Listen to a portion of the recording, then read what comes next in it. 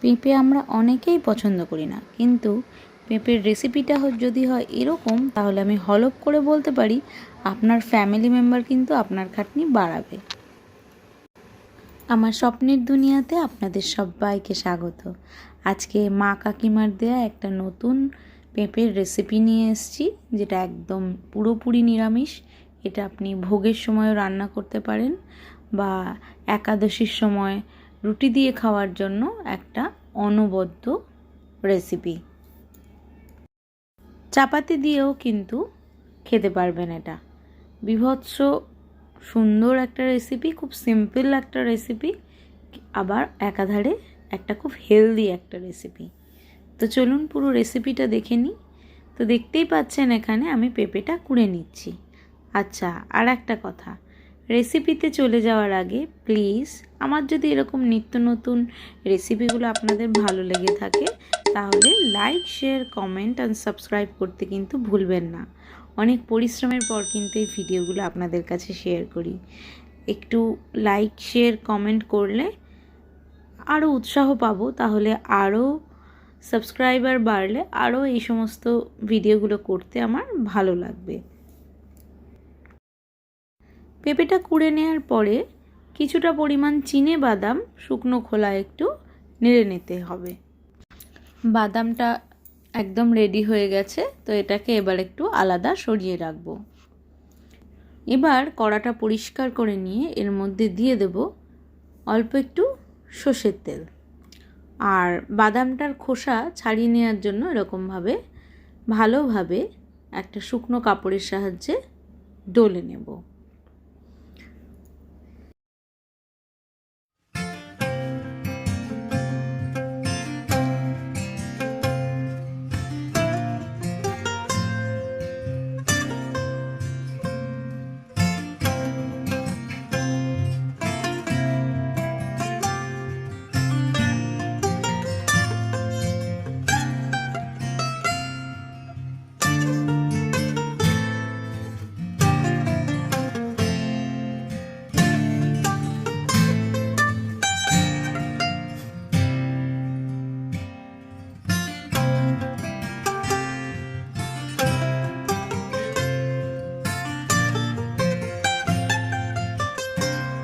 কড়ায় সর্ষের তেলের পরিমাণটা কিন্তু বুঝে আপনারা দেবেন। আমি এখানে আমার পরিমাণ মতো দিয়েছি।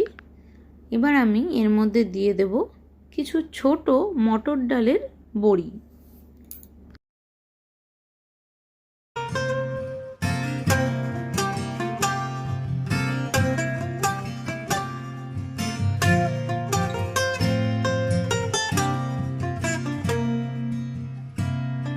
বড়িটাও সুন্দর একটু লাল করে ভাজা করে নেবেন।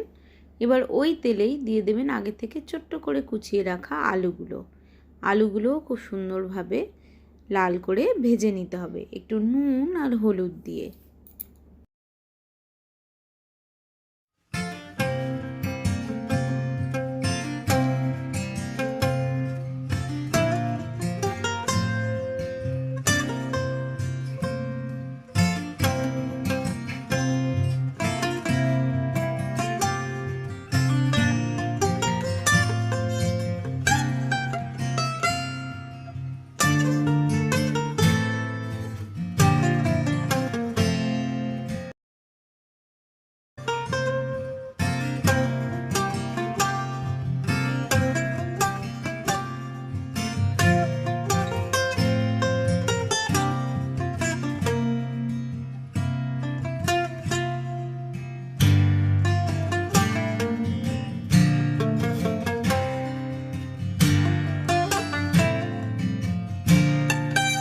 আলু ভাজাও কমপ্লিট। এবার ওই তেলের মধ্যেই কিন্তু আমি দিয়ে দেব ফোড়নের জন্য কাঁচা লঙ্কা আর এক টুকরো এলাচ আর এক টুকরো দারচিনি।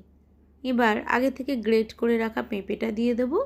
দিয়ে যেহেতু তেলের মধ্যে আগে থেকে একটু নুন ছিল, তাই পেঁপের মধ্যে অল্প একটু গুঁড়ো হলুদ দিয়ে এবার খুব ভালোভাবে নাড়াচাড়া করতে থাকবো। এই নাড়াচাড়া করার সময় কিন্তু দিয়ে দেবো আমি আগে থেকে ভেজে রাখা আলুটাও, আর একটু পরেই এর মধ্যে আবার বাদাম আর বড়িটাও অ্যাড করে দেবো।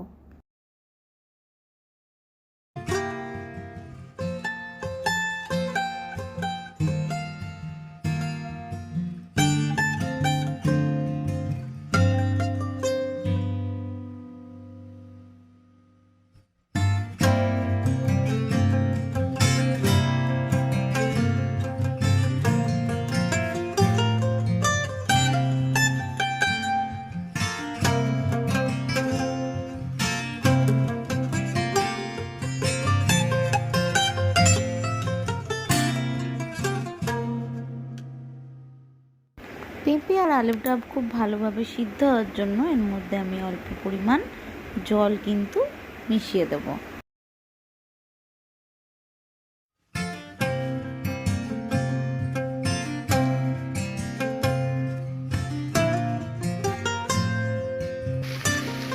ভেজে রাখা বড়ি আর চীনাবাদামটাকে হালকা গুঁড়ো করে নেব, নিয়ে ছড়িয়ে দেবো পেঁপের ডালনাটার মধ্যে। এবার দিয়ে অল্প একটু সামান্য পরিমাণ জল দেব, যাতে সমস্ত কিছু ভালোভাবে মিশিয়ে নেওয়া যায়।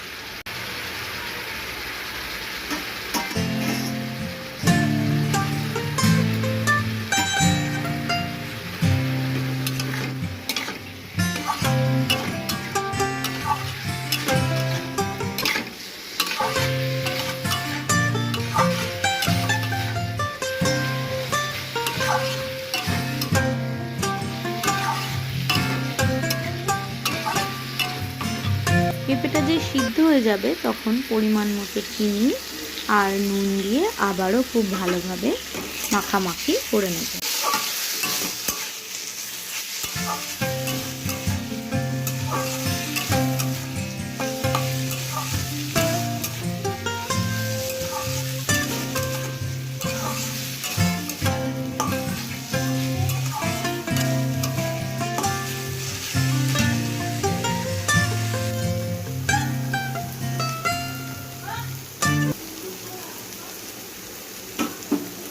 ব্যাস, নামানোর আগে কিছুটা পরিমাণ ঘি দিলেই মা কাকিমার তৈরি পেঁপের ডালনা আমার একদম রেডি।